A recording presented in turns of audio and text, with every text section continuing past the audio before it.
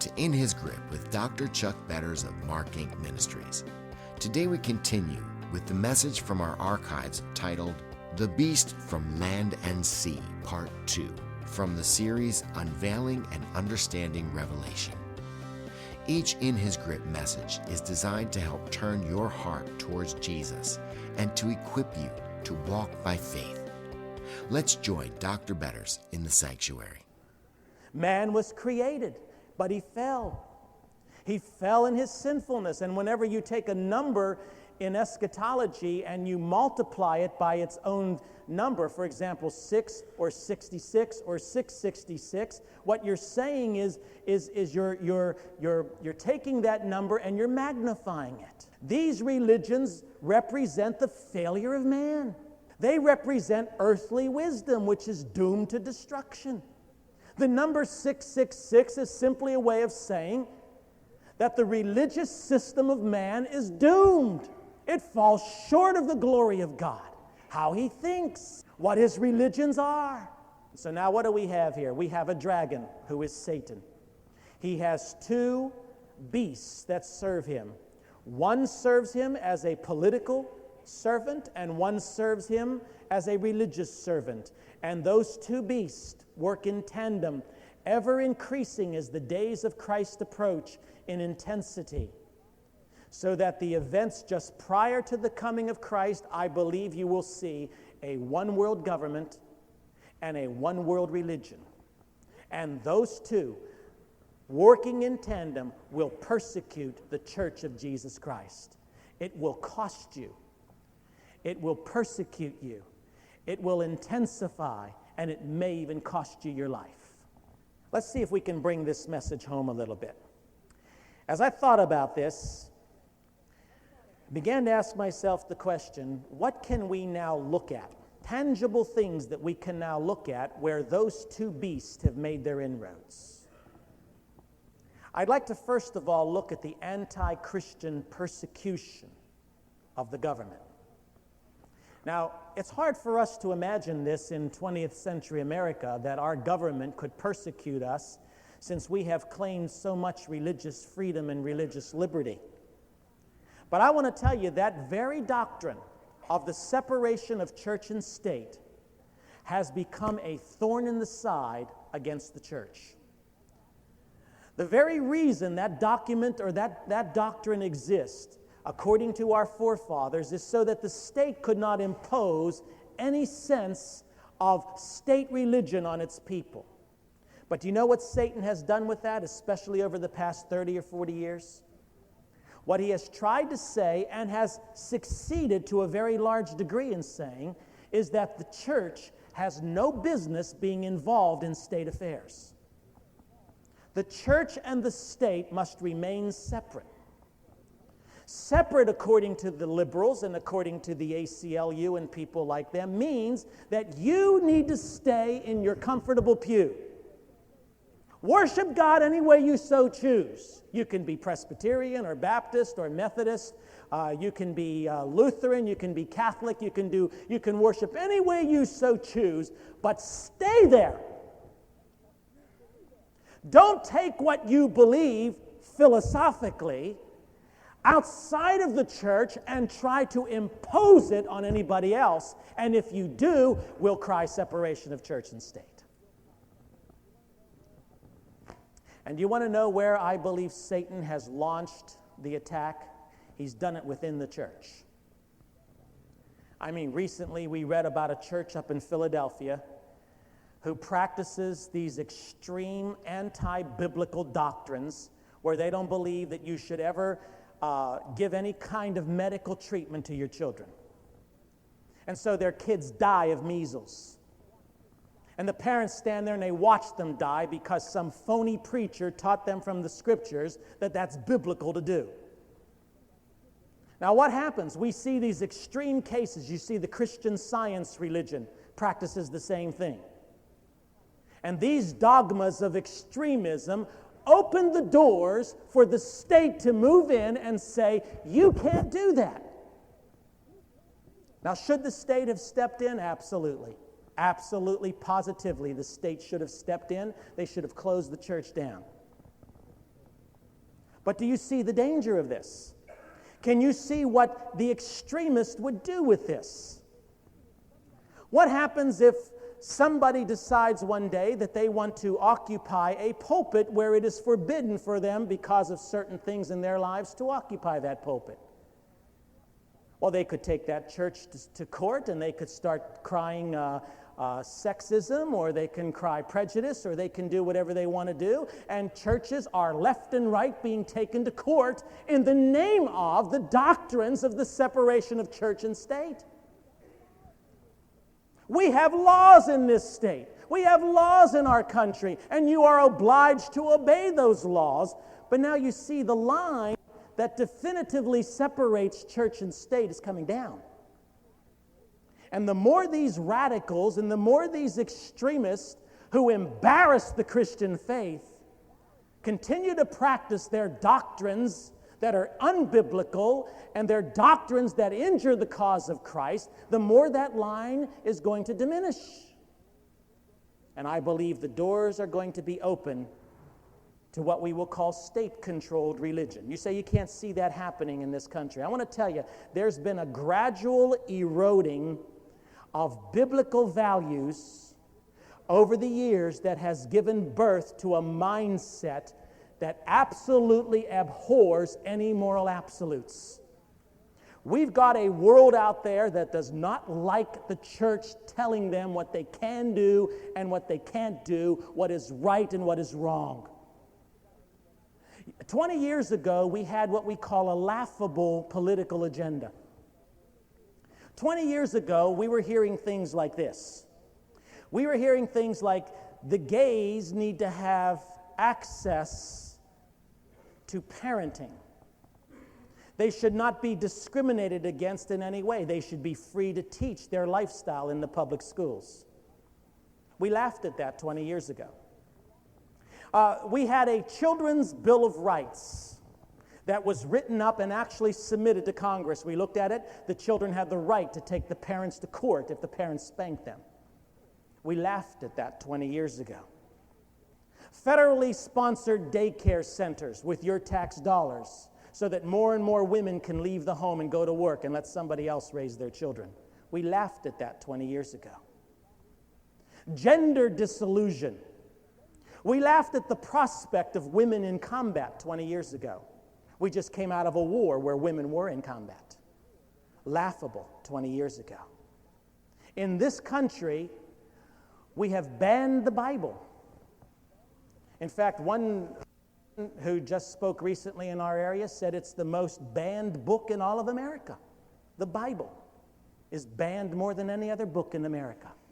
20 years ago, we considered it to be, 30 years ago, we considered it to be laughable that in the name of birth control, a woman could go out without any strings attached through the 9th month of her pregnancy and abort her child. We laughed at that 20 years ago. Preachers stood up for years and talked about the coming of a one-world government, a new world order. Now, all of a sudden, that's all we're hearing about is a new world order. And I want to tell you, with all of its benefits and all of the peace that it is supposed to bring, this new world order that the president speaks of and that others speak of, as enticing as it sounds, is going to accomplish something. You want to know what it's going to accomplish? A greater intolerance for the distinctive elements of the Christian faith. We are not simply going to be tolerated because, you see, the Christian faith demands more than tolerance.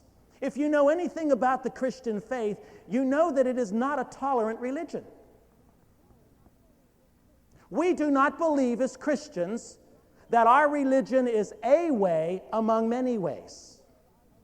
We do not believe ours is even a religion. Religion is man's way of trying to reach God.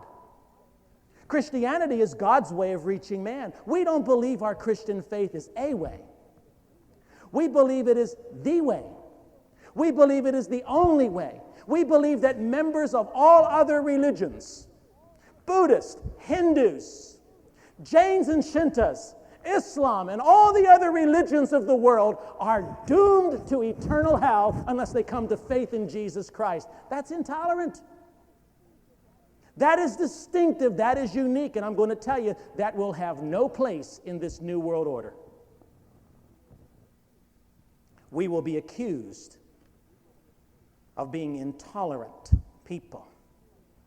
We will be viewed as the narrow-minded roadblocks to this new world order and to the freedom of men to choose their own religions.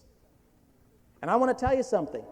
The seeds for the religious new world order, not the political new world order, but the religious new world order, the seeds have already been sown. In my opinion, you know what it is? The new world order religion, the seeds of that religion are what we call the New Age movement today. It has already been sown. The buzzwords are already there. We're going to have the extremists who are going to embarrass the Christian faith. They're going to make a mockery out of what we believe. But as we continue to move more and more toward the breaching of the Euphrates, when the worlds between Islam and the Western religions come down, as we've talked about in this series, you're going to see a greater and greater intolerance for what we know as Christians is the only way for men to see God. Let me give you a second way in which we're going to experience persecution. And you've heard this term used before. Secularistic and humanistic education. If Satan can't have you, he'll go after your children. And that's exactly what he's doing. You want to know the basic tenets of the secular educational system?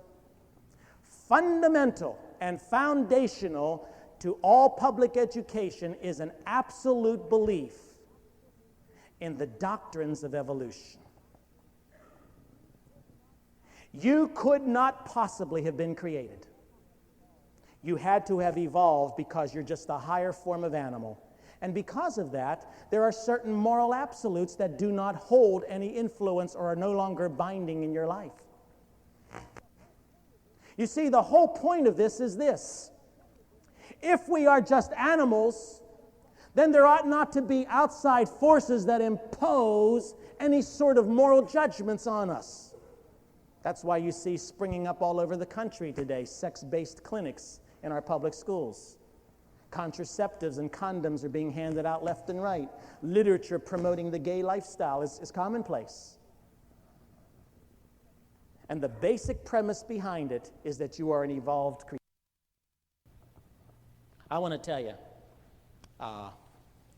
we had the blessing of, may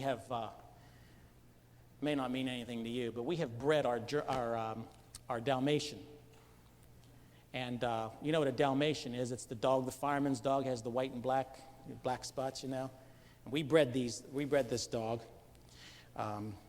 She knows how much stress there is in the house, so she doesn't have 3 or 4 puppies, she has 12.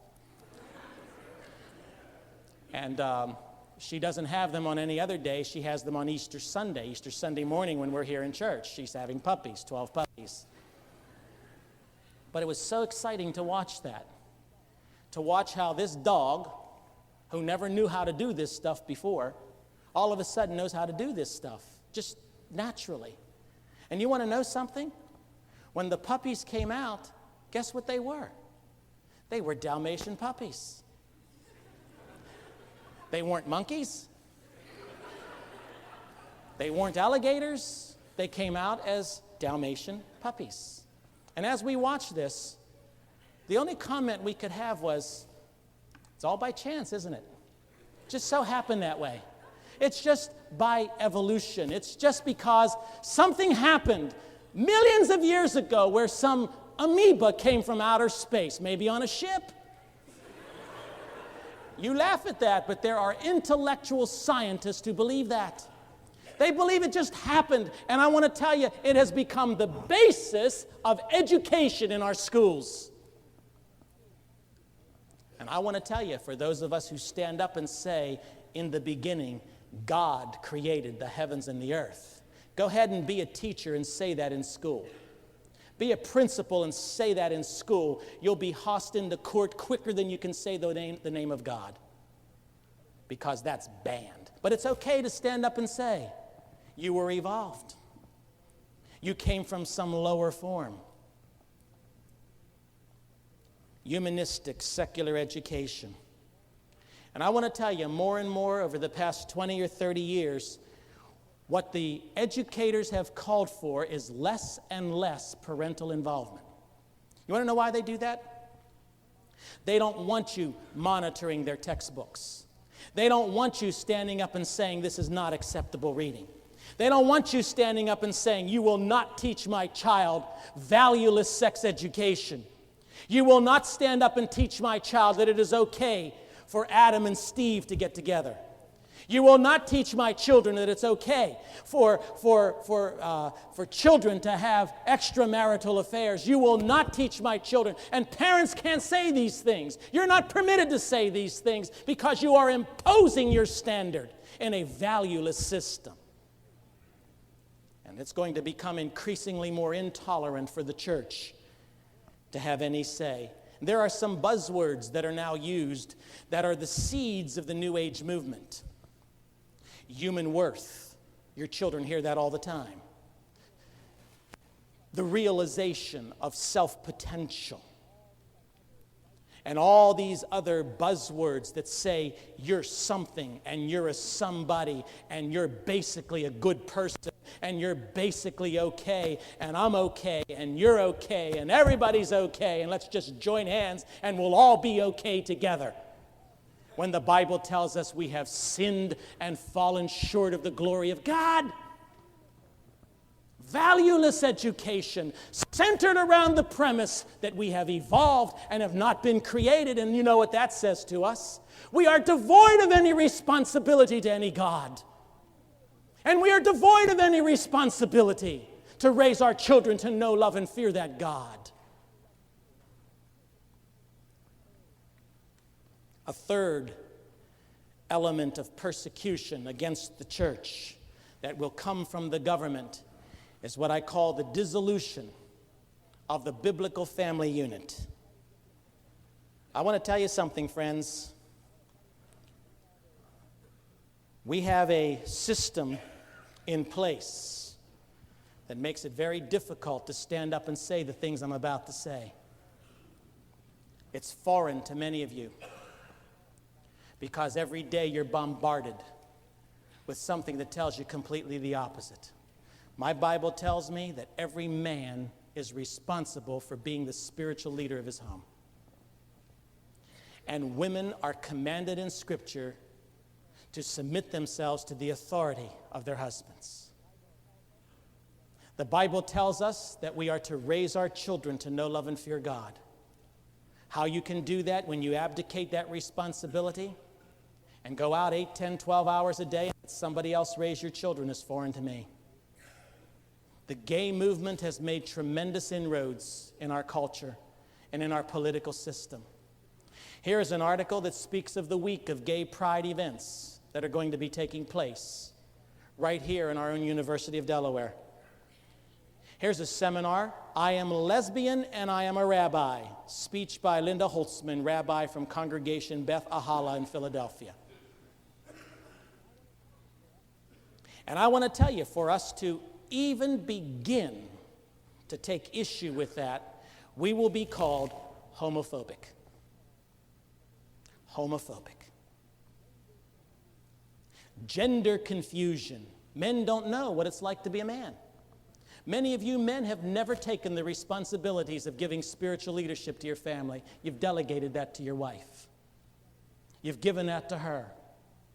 I believe it is time for the church to begin standing up and the men in the church to begin standing up and saying to our children who are watching anxiously for some sort of hero, some sort of role model to emerge, that I am willing to be the man that God has called me to be.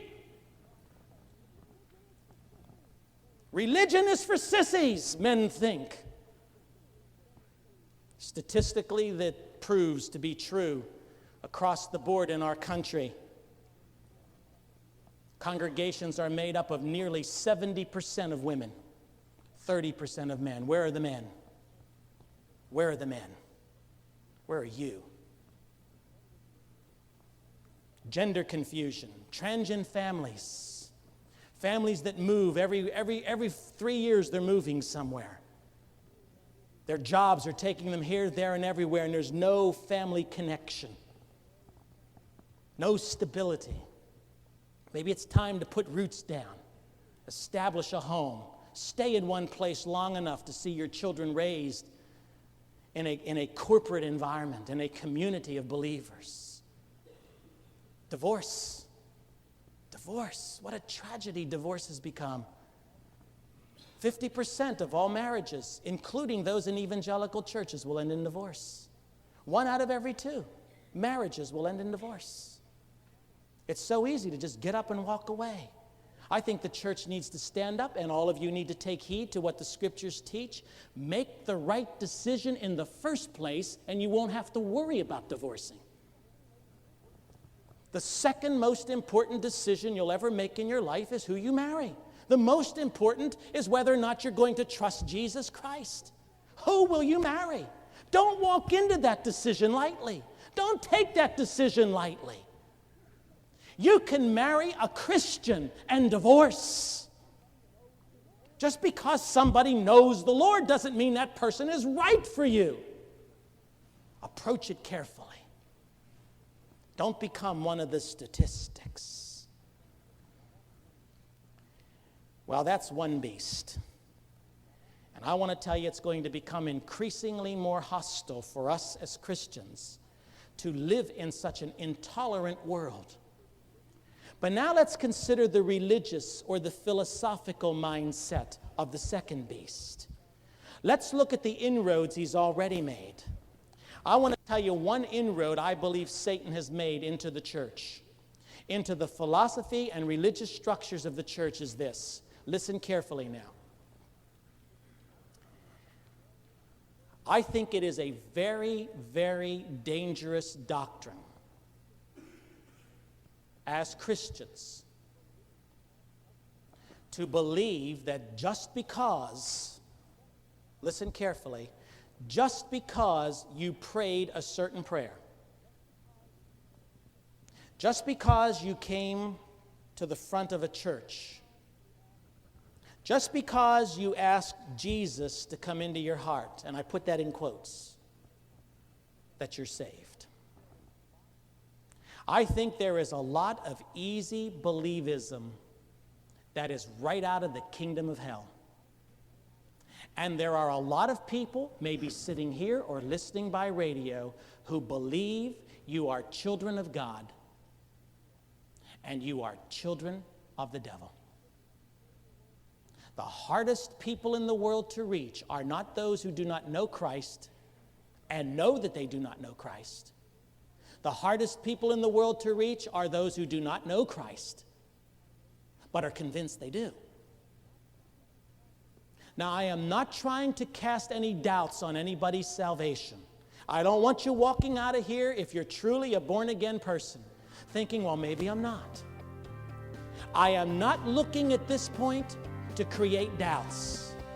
What I am looking for is to pick some fruit. Did you hear what I said? I don't want any doubts. I just want some fruit. I want some proof. I want some evidence. You say, well, what right do you have? The Bible gives me that right. By fruit or their fruit, you will know them. If a man or a woman truly comes to faith in the Lord Jesus Christ, the one piece of fruit you can look for is a changed life. Something's going to happen to that person. They're not going to view life the same way they used to. They're not going to approach things the way they used to. They're not going to believe the way they used to. The Spirit of God getting inside of this muddy soul is going to flick that dirt out. I'm going to become a different person. I'm not convinced that people who truly profess faith in Jesus Christ simply because they are members of the church have any right to claim the Christian faith without any evidence of that. We need to see the fruit coming off the tree. Satan has made a tremendous inroad. Tremendous inroad in the whole area of false assurance. People are going to hell by the thousands who are absolutely convinced that simply because they were members of a church or prayed some prayers or said some magical things, that they truly have come to faith in Jesus Christ. I want to tell you something, friends. There is only one way to know that you are a child of God, and that is by the fruit that the Spirit picks off your tree. Thank you for listening to In His Grip, a ministry of Mark Inc. We just concluded the message titled The Beast from Land and Sea, Part 2, from the series Unveiling and Understanding Revelation. You can download this sermon at www.markinc.org. At markinc.org, you'll find numerous free resources that offer help and hope to the hurting. You can also safely give online to help keep In His Grip on the air. Thank you in advance for your support.